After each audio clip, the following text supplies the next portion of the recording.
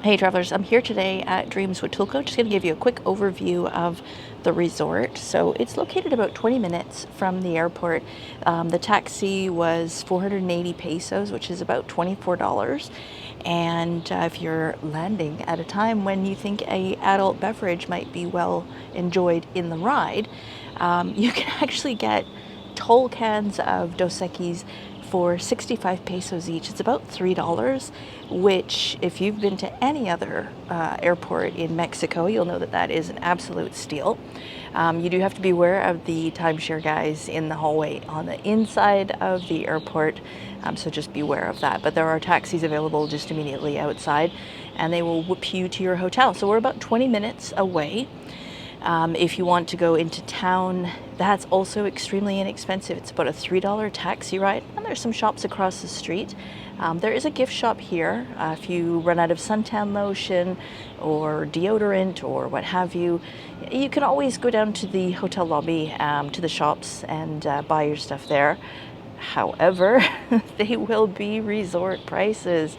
So I would recommend just pop across the street, simply crossing the street. There's some shops there, there's a couple restaurants, and the shops there are almost as inexpensive as going into town. So you don't even need to take a taxi if you don't want to. At this resort, there are 421 rooms. They basically have three views. There's some rooms that have tropical view, and those are on the sort of the outside of the building. There are partial ocean view, and those would be the ones on the side. So this is facing the ocean.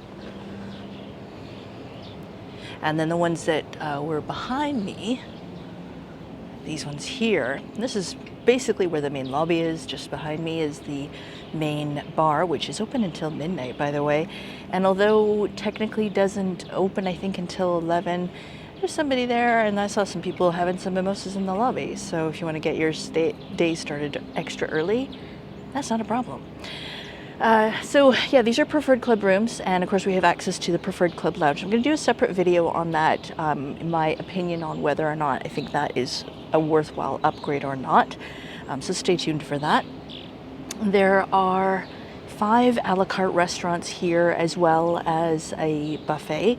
The 5 different restaurants, there's Asian, Italian, Mexican, seafood, and a grill. And those rotate most nights. It'll depend. You know, once we get to full occupancy, they may all be open each night, but for now they rotate. And then for breakfast, lunch, and dinner, there is a buffet, the main buffet. For breakfast and lunch, they are actually using one of the grill restaurant and the seafood restaurant as a backup buffet. And they have slightly different items. So if you don't see what you want at one, just check out the other. On that note, I will say that, you know, people who have food allergies are always concerned. At dinner last night, there was a woman who had she was a celiac, so she had a very strict diet. She had a thing written out about what she could or could not eat, and she had it written out in Spanish just to make sure there was no language barriers or issues or confusion. She ordered her meal, no problem, they improvised.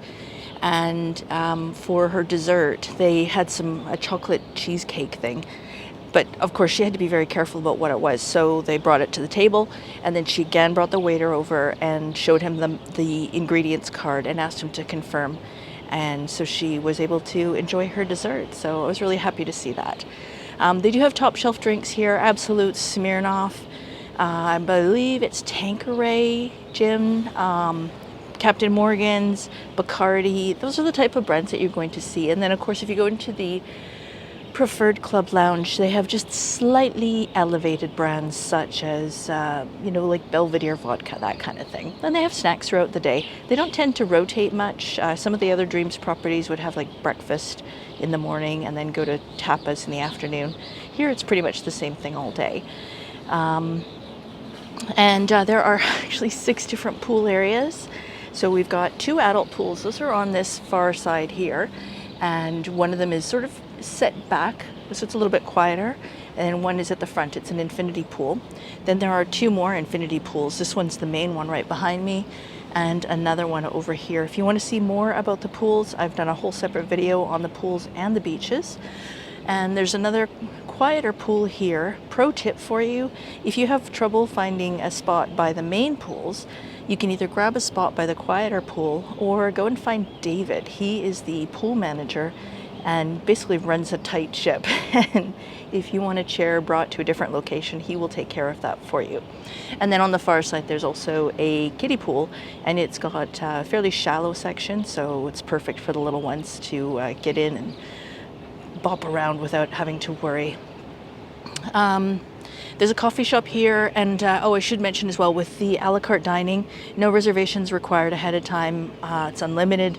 If you want to have a appetizer at one, and then your main course at another, and then dessert at a third place, absolutely no problem, and have as much as you want. That's no problem at all. And it's quite a nice beach. You can walk on it for about 1.5 kilometers, and it's just a really nice view. Over on this side, this is where the adult pool is. There's a bar over there as well, and it's a really great spot for snorkeling. So if you want to bring your own snorkel gear, that's great.